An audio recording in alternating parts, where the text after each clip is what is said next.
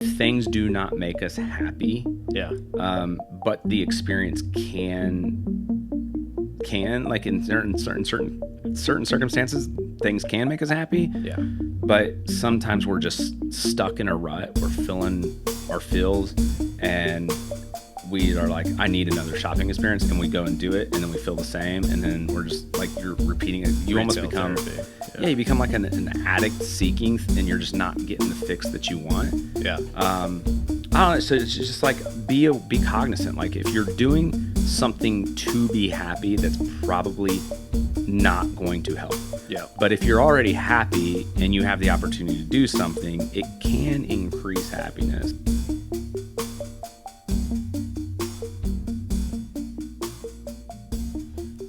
Welcome back, everybody. Another episode of Money Therapy. I'm one of your co-hosts, Bill McGill, alongside Brandon Chastain. It's go time, baby. We're talking about today buying happiness. Can it be done? Does it involve watercraft like boats? And how do we do it? Right. So the interesting thing, obviously, we've been, I think most of us have always been, so you can't buy happiness. Yeah.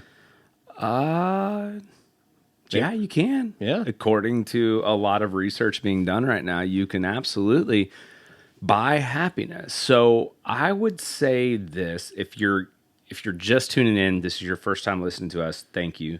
Yeah. But maybe hit pause, go back to episode 30, season 2, episode 37. So that is 5 or 6 episodes ago. And we did an episode on marginal utility. Yeah. Or you can just give a quick Google about marginal. We'd love for you to listen to that episode. So we talk about a couple of the things I think we're going to reiterate here. But this notion that they're like marginal utility suggests that in fact money can buy happiness or money can create happiness, but only to a certain extent. And there is no clear delineation of what that is for everyone. Sure. But there is like evidence, and I think the what it alludes to most is the difference between more and enough. Yeah. So if we don't have enough, money is in fact not helping. Like we're probably more sad, anxious, fearful. Money would help the most. And if I had enough, everything else after that, I don't get typically more happy. It's just once I have enough, like think of the Maslow hierarchy of needs. Like once my basic needs are met, then I can reach enlightenment, right? But once my basic needs are met, it's not necessarily the money that makes me more happy. It's the self. It's the journey that makes me more happy. So it's kind of like air conditioning in the South. Like, right. It makes a huge difference. So in the marginal utility episode, we gave the real easy example of like ice cream. I have been guilty of eating an entire pint of ice cream by myself in one sitting.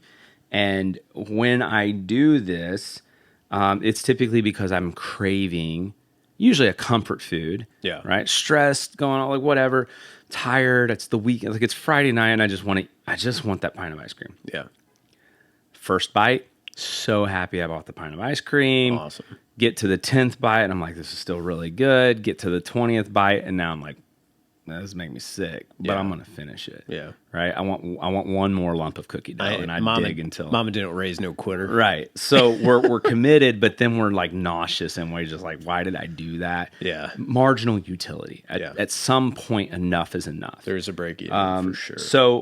So the difference again is I've had enough versus I need more. We can get addicted to the dopamine hits that when we have money, that what it can give. But I want to talk about this article that this was a little bit different because typically we have like a Sunday series email that goes out that gives you the show notes beforehand. They still got one.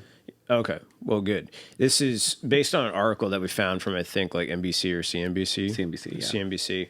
And it's talking about buying happiness. So I'm going to lay out the 3 ways. This was a study done from Harvard and some of their associates there three ways they think that you can, quote unquote, buy happiness. And then, Brandon, I got a question for you. So, number one way is experiences. They want you to, they find that buying experiences and going and creating memories will make you more grateful, more happy over the long term, other than buying materialistic things. Number two is buying time. So if you absolutely hate cleaning your house and you can afford somebody to clean your house, that's going to buy you a lot of happiness from there, theoretically speaking. And then the third, which I believe is definitely a staple in anyone's financial plan, I think this is a huge part of it, is to give money away or to help or spend money on others. So whether that's buying a cup of coffee for a stranger in line at Starbucks on a Tuesday morning, or going to the grocery store and seeing that single mom who's clearly struggling, that can bring a lot of happiness, and I think it's kind of the secret ace in the sleeve, secret ace in the hole in this whole thing. But what I wanted to ask you, so experiences.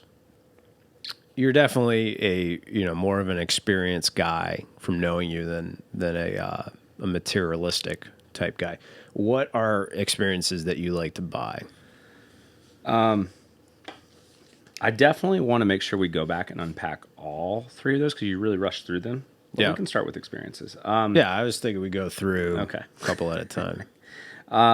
So inside of experiences, I think that I'm not really like I'm kind of agnostic. I like a lot of different experiences. One thing that I will say, I found a really interesting study on, and again we talked about this in the marginal utility episode, on this peak end theory, peak dash end theory. Sure. And the what it alluded to was, in an experience, what human beings actually tend to remember is the peak moment of the experience and the end of the experience.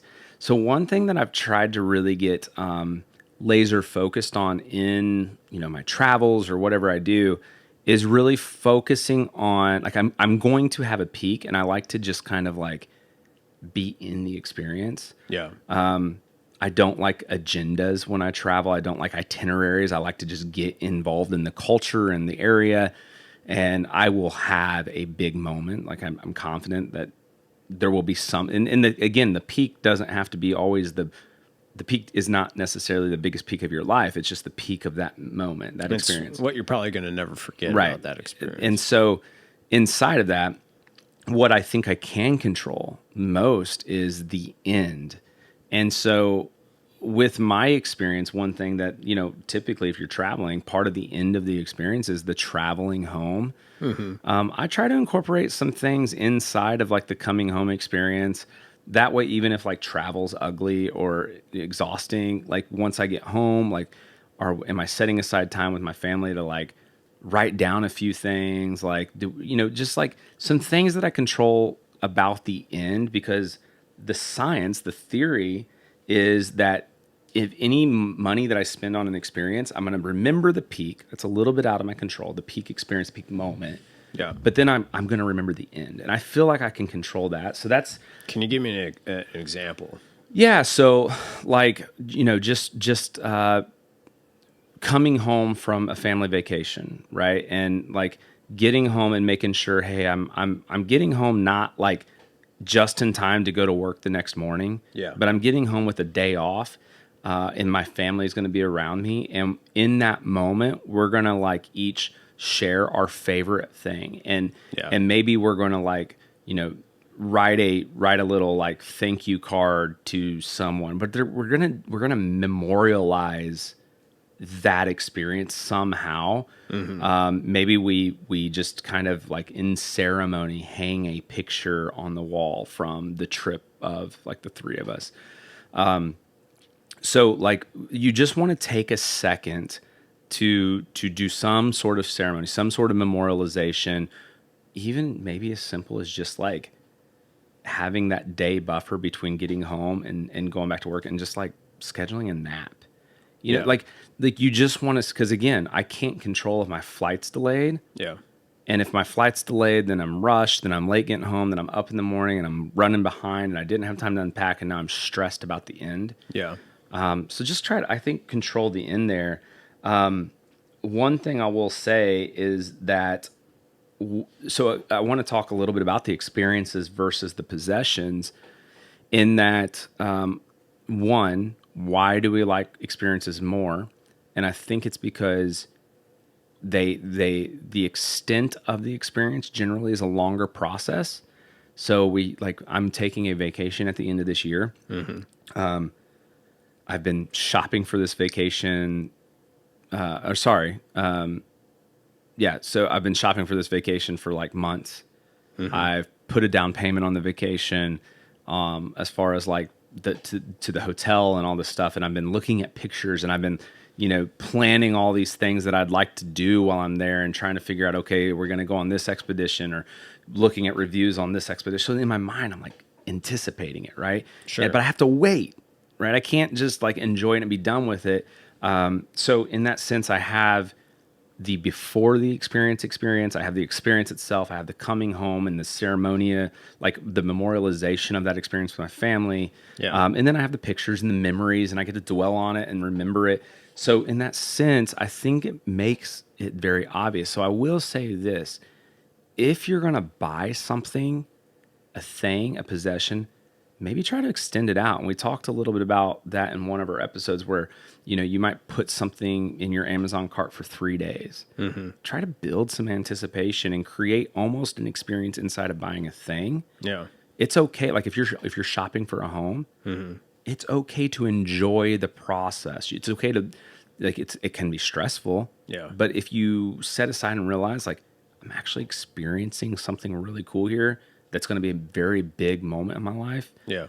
Maybe you can change it into something that creates happiness, even though it's a possession. Yeah. And then one other thing I'll say that too inside of this is understanding sometimes possessions do actually create happiness. But the next time we experience it, it won't. So, and we talked about this before, the example of buying a car. If I don't have a car and I can't get around town, buying my first car is going to be something that creates like space for me to be more, mobile, and I can expand my footprint. Yeah. I can travel more. I can do all these things. But buying a second car, if I get that dopamine hit from buying that first car and realize, oh man, I'm unstoppable now. I can travel. I can drive to North Carolina now in the drop of a hat. Yeah. Blink of an eye. But then the second, so I'm like kind of like I'm lethargic. I'm back to like life and I'm in the grind and I'm just kind of not having a lot of fun. All of a sudden I'm like, I need to buy another car. Yeah. Because I want that dopamine hit. The second time I buy that car, it's not going to provide the same thing. Yeah. Right. Kinda So not. just realize that all purchases are not equal. Yeah. I think the important reflection point here is if you are someone who does like retail therapy, and you're looking forward to a shopping experience, to like things do not make us happy. Yeah. But the experience can like in certain circumstances, things can make us happy. Yeah. But sometimes we're just stuck in a rut. We're filling our fills and we are like, I need another shopping experience, and we go and do it, and then we feel the same, and then we're just like, you're repeating it. You almost Retail become therapy. you become like an addict seeking, and you're just not getting the fix that you want. Yeah. I don't know. So it's just like be cognizant. Like if you're doing something to be happy, that's probably not going to help. Yeah. But if you're already happy and you have the opportunity to do something, it can increase happiness. So. Yeah. Let's talk about buying time. And I got a little story. So somebody very close to me, basically, is a guy who does everything himself in terms of like home repairs and things. And what stood out to me is at the current house that this person has, had a lot of things that it needed done to the house. And it was going to take a very long time. Turns out, he just bought another house, and this house has nothing that needs done to it. It's like perfect, with the intention, of course, of selling the first house. And I've been thinking about that a lot lately because a lot of, some of my thoughts as a financial planner were like, man, do you really need a second house? Or, a lot of those thoughts do go through your head. But I just, with us talking about buying time, it just kind of hit me like, this person's buying time. Mm-hmm. And especially when that person also said to me that, I'm looking to spend more time with people that I love and that I care about instead of focusing on things. Very, very technical, very savvy, builder and fixer. So that just hit me in terms of buying time. Sometimes it can be something big. Sometimes it can be something super small. There's a book out there called The 4-Hour Work Week. Mm-hmm. I recommend anybody read it. It's just a very interesting take. And this guy, runs his own several businesses, but he has people who read his emails for him, and they forward him the emails that are actually relevant and that he actually needs to know the information on. But he even vets, the extent that he goes to vet everything, to really distill down what he needs to, he pays for all those things. But what he emphasizes the whole time is buying time. And I think it's a really interesting concept. Do you have anything that you buy time? What do you spend money on buying time? And if so, what's an example in your life? Yeah. I mean, I think even from like everything, so businesses, like in business, looking for the right opportunities to outsource, task, making sure that it's impactful and I'm not wasting money. Sure. But yeah, it comes down to even the question of like, okay, should I mow my own lawn? Yeah. And it's like, all right, first of all, I go and buy a lawnmower. I got to maintenance the lawnmower. I got to put fuel in the lawnmower. So in that sense, like what is the bare bones cost of my actual physical dollar cost of mowing my own lawn? It's probably not super expensive. Yeah. But I had like a pretty decent sized yard before I moved, and I had a nice like 0-turn mower. So you look at the cost of the mower and then the maintenance on it, it was several $100s a year, right? Yeah. Once a year. Sure. And then the fuel for it was, like, I don't know, $20, maybe, well, I was going to say $50 a season. Like it's not unbearable, but by the time you factor in the cost of the mower and all this stuff, I'm like, dude, this is like so I called out a guy. I was like, hey, how much? And he wanted to charge me like $75 a mow. Yeah. And I'm like, man, like for $75 and the cost that I paid, I have like 10 years worth of lawn service paid for. So I ended up selling my 0-turn mower and just putting that money into an account. Yeah. But I also tied kind of like my use everyday credit card that I have. So it's a cash rewards card. Yeah. So I would have all those cash rewards deposited into my lawn mowing account. Nice. And that's creative. I never have paid for lawn service. Yeah. So like the most I think I've ever had to pay out of pocket was like $25. Yeah. That's but again, really good. That's 2 hours that I get back, and it just equaled out to like a zero-sum cost. Yeah. So it's a no-brainer. Another thing though is like right now I'm kind of in the market shopping for somebody to come clean our home. Yeah. And it's just one of those things where like too often, like I'm getting stressed out about my daughter's mess, or Mackenzie's getting stressed out about my mess. Yeah. And definitely we clean up after ourselves, and it's not like an excuse to be nasty. But if I can pay somebody to come in once every couple weeks and just do like the deep scrubs or the dustings things and just take a little bit off of everyone's plate. Yeah. I think it's definitely worth it. I think it's definitely important, and something to remind people in this episode is like, look at it a different way is really what we're trying to get through. If you're a real estate agent out there and you're killing it, right? And you realize that your hourly rate is, if you distill what you make in a year down to an hourly rate, and you're making $200 an hour, I'm just making up a number, right? That would be really killing it for a real estate person. But let's say you're making $200 an hour and it takes you an hour to mow the grass. Well, how much would it cost to actually pay somebody to mow your grass? You know, would it be $50? Would it be $60? Does that actually save you money? Yeah. Look at it a different way. Another story I have, just a funny story that you made me think of. I was looking at like winter log cabins, mansions in Colorado, just shopping around, ski in, ski out stuff. And there's one for like $50 million that I'm looking at and blah, blah, blah. And I sent it to my dad. I was like, Dad, if we cash out everything we own and have, and we get 5 of our buddies with us and everything, we could almost have a down payment. I'm like, and then we could buy this thing, blah, blah, blah. He goes, we could also rent it out for a week for like 10 grand and then we don't have to do the maintenance on it. I was like, that's brilliant. I think, something that comes to mind is just the fact that it's like, we're in 2024. Life happens so fast. Yeah. Demand for our time and attention is just, it's so persistent. And I think that when we're talking about finite resources, here's the thing. Yeah. Is people need to understand something, and maybe we do a whole show on this, but wealth is not a finite resource. You can create wealth. Yeah. Right? I can take everything in my brain, write a book, and I could sell you my book for $50. Yeah. And I created the book, and for that I now have $50 for every book I sell. Yeah. Right? So and then once the book stops selling, I can create a app, I can create a website, I can create a business, I can create an idea.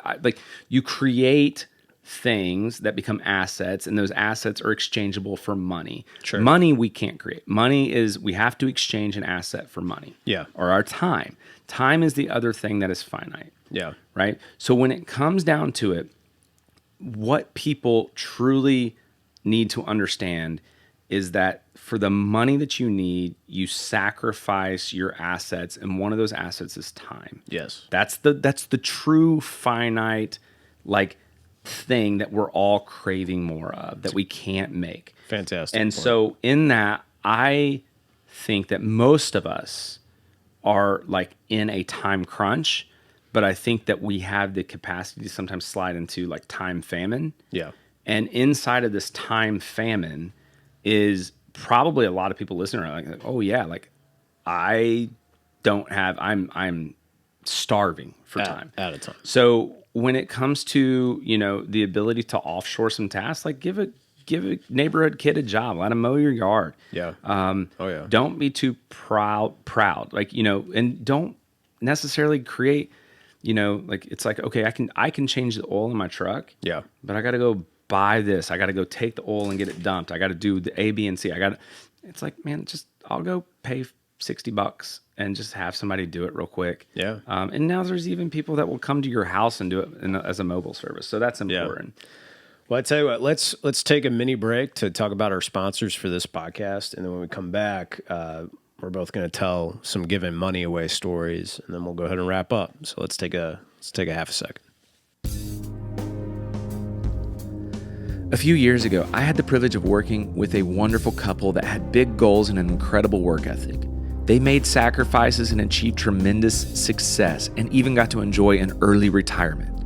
But tragically, the wife passed away after just 6 months of that retirement life. This experience shook me to the core and led me to reevaluate how I approach financial planning with my clients. I developed an ideology based on 5 pillars of fitness and happiness, and in no particular order, the pillars of finance, faith, physical and emotional well-being, and mental health. While I'm not a doctor, priest, or psychologist, I believe in the importance of addressing all of these pillars holistically alongside financial fitness. A few months ago, I decided to prioritize my own physical health. I focused on everything from eating well to sleeping better. However, I really struggled to find the right motivation to become a regular at the gym. That's when I reached out to an old friend and fitness professional, Sean Rodman. Sean has been a warfighter in the U.S. Army for 20 years. While serving, he acquired all kinds of fitness certificates and was designated to lead fitness programs for our nation's bravest warriors. Not just the fittest ones heading off to war, but also those injured and needing rehabilitation. When he retired, he started an online fitness company, Parabellum Fitness. He builds workout programs tailored to you, your goals, and even considers your old injuries. He also switches things up from week to week or month to month, so nothing ever gets old. In just a few months, I've experienced better sleep, improved mobility, increased energy, weight loss, and freedom from my old injuries. While I want my clients to achieve incredible financial success, I believe it's all for nothing if you cannot enjoy it.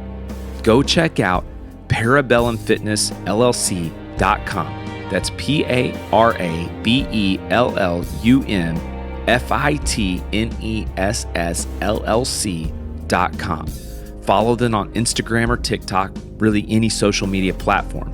Go follow Parabellum Fitness and reach out to Sean. Set up your first month of programming, mention Money Therapy, and get 25% off. Let's not lose sight of all 5 pillars. Together, let's focus on health and happiness and put energy into creating the best possible life we can. After all, we only get one. All right. Spend money on others. Or give it away. What I would love, I want to hear, if we can, I want to tell my giving money away story. What's our favorite way to give away money? Okay. I think that'd be fun to talk about.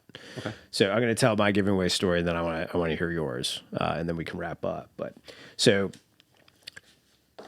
my favorite way to give away money is to essentially over-tip a waiter or waitress, especially if you can catch them when they're having a bad day. Mm-hmm. So, and then there's another element to it. I love to sneak out so that they have no idea I did it. Or they have no chance to even thank me. I don't know why I find that so fun, but my wife and I love to do this. So, like the one time we were at, and this is not to toot our own horns, I just think it's fun to talk about, but we were, at a restaurant, and the one waitress that we had, her other table was being crazy rude to her for literally no reason that we could see. And so we left her a major tip, and we were literally ducking and hiding behind tables to get out of the restaurant before she noticed this, this sizable tip on the table. And it wasn't anything, crazy, but in percentage of the bill, it was. And so anyway, I love doing that. It's awesome to do it around the holidays, but that's our favorite way of kind of giving away money, especially to people who, they're working hard, and they're positive, and they're putting on, they're trying to have a good day and trying to make sure you're having a good day. Like those people are infectious and really just attractive people that, I don't know. I love giving money away to those people.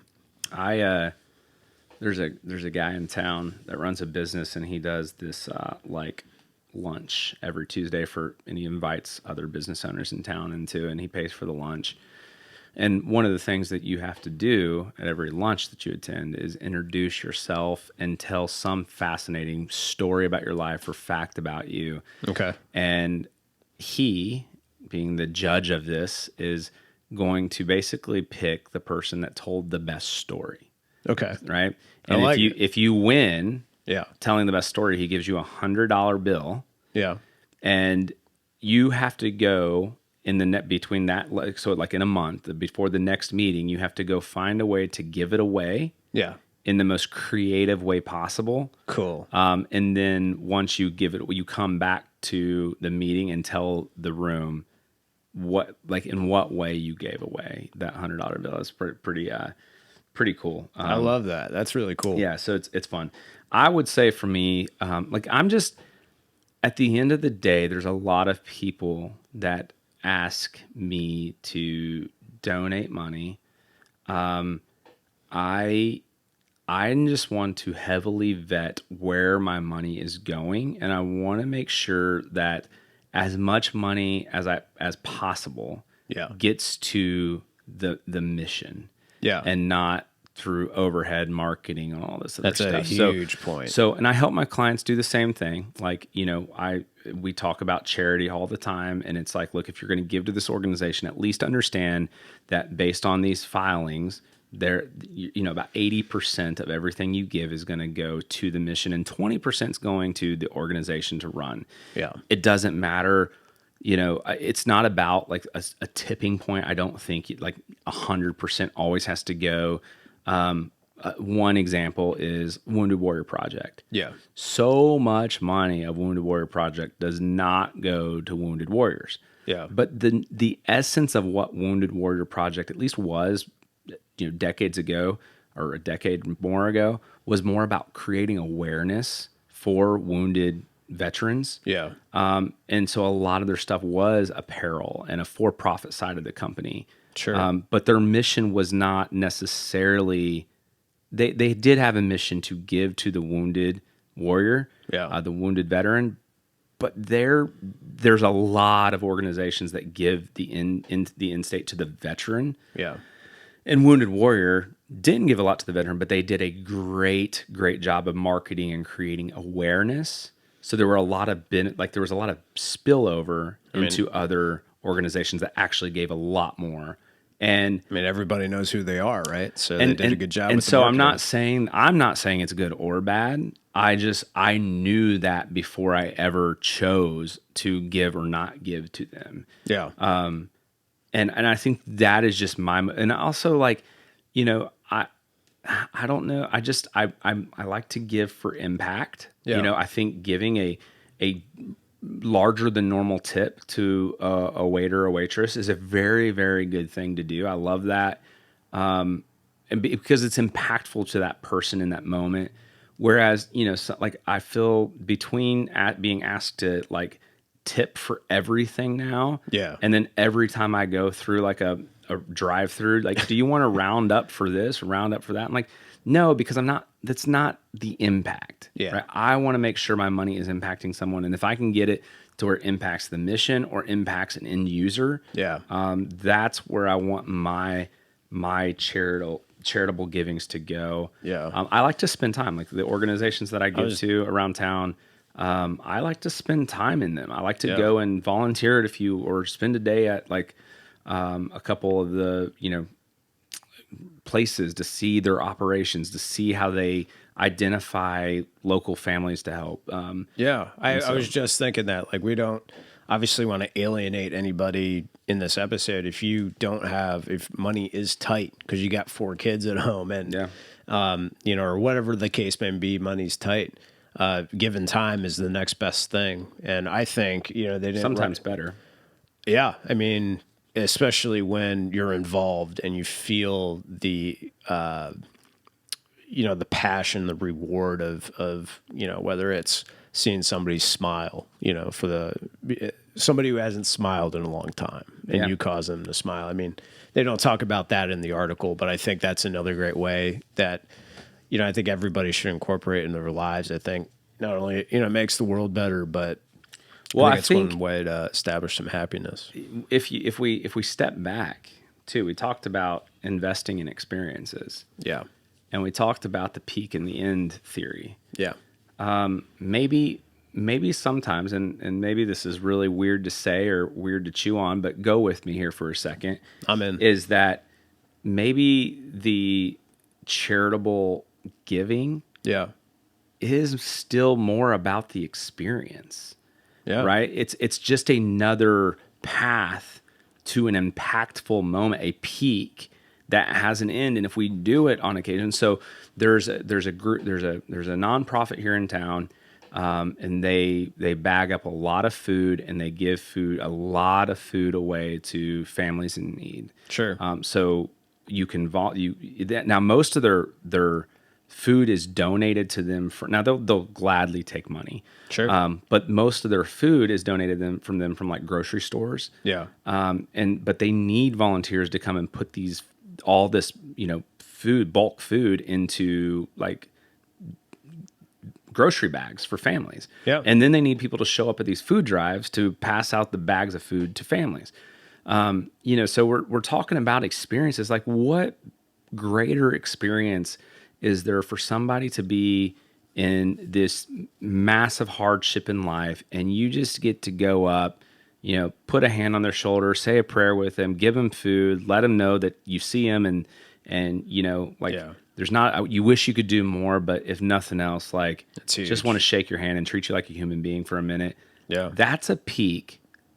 And then it has an end. And so in between my, distant vacations if I'm putting myself in situations or, going and buying somebody a cup of coffee, Yeah. it's not about the coffee and it's not about the charity. It's about a moment, seeing somebody, another human being, connecting for a second, seeing them smile and feeling good Yeah. that you made their day a little bit better. Yeah.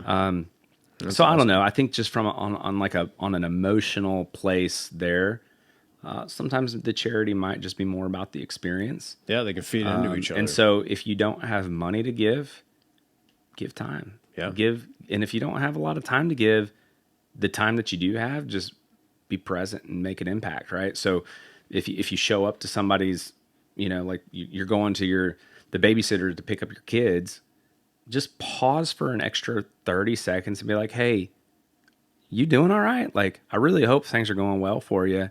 Is there anything that you need? And is life going well? Yeah. And just give them a second to talk just check in, be intentional. Yeah. And those moments can also become experiences. So Yeah. that's I love it. that's me. That's awesome, man. Well, we're going to go ahead and wrap up. I think that's a fantastic conversation. Also, this is pretty early into the year. So if you have a giving story or you have a way that you love to give either your time or your money, please put it in the comments. We'd love to hear from you. Guys, we're at harpethwealthpartners.com. If you need to reach out to us for your money needs or anything like that, you'll find both of our emails there. We're on Spotify, Amazon Music, Apple Podcasts, Google we're everywhere, YouTube. So leave a comment, share it, let us know how we can do better, and we'll see you all next time. Take care, guys. Adios. We hope you learned something valuable today. We appreciate you including us in your journey towards financial betterment. It is important to us that you know this is for educational purposes only and not to be considered specific advice for any individual listener. If something we discussed is relevant to you and you have questions about how it might be uniquely applicable to you, please discuss that with a financial professional or, of course, we are happy to have further conversations with you about your specific questions, needs, or circumstances. We welcome you to reach out to us via our website, harpethwealthpartners.com, or by emailing Brandon at bmc@harpethwealthpartners.com. Securities are offered through LPL Financial, member FINRA SIPC. Investment advice is offered through Private Advisor Group, a registered investment advisor. Private Advisor Group and Harpeth Wealth Partners are separate entities from LPL Financial. The opinions voiced in this material are for general information only and are not to be intended to provide specific advice or recommendations for any individual. To determine which strategies or investments may be suitable for you, consult appropriate qualified professionals prior to making a decision.